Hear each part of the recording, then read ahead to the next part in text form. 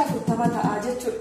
Kanaaf hamma kana eenyuuf baasnaa seevaaleegziinii bituudhaaf baasnaa jechuudha qarshii hamma kana. Botilii immoo meeqa binnaa? Botilii 7,768 binnaa jechuudha. Deebinee inseenshaaltuutti deebinaa. Inseenshaaltuun azithromycinidha. Ni quantity isaa akkuma hamma asirraa hojjennetti remaining budget times original quantity over total essential drug cost kan jedhuun hojjennaa.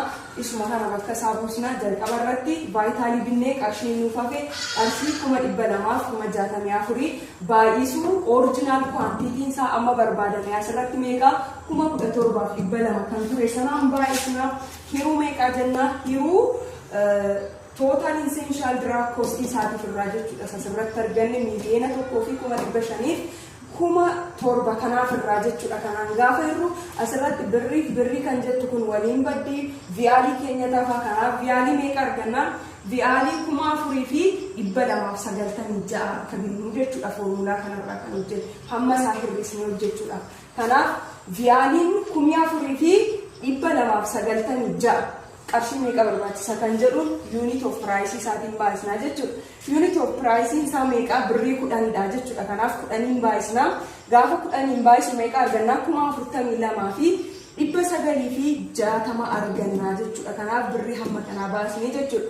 Total budgetiin keenya meeqa ture? qarshii 9,986 fi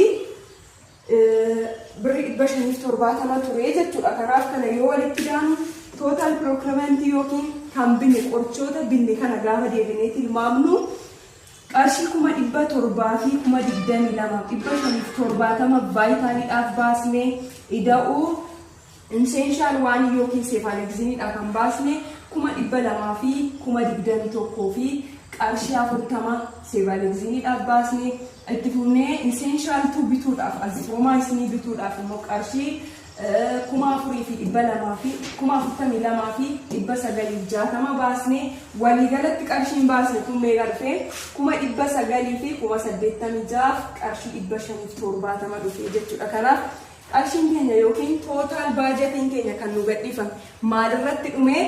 Vaayitaalii bitee essentialii bitee xumuramee jechuudha. Kanaaf nan essentialii maal ta'e inafee jechuudha. Nan essentialii qofayyuu immoo osoo hin taane essentialii keessaa hamma isaa hir'isnee binnee jechuudha. Kanaaf cost analysis kana walumaa galatti haala amma hojjenne kanaan hojjennaa jechuudha. Kanaaf waan hordoftaniif galatoomna.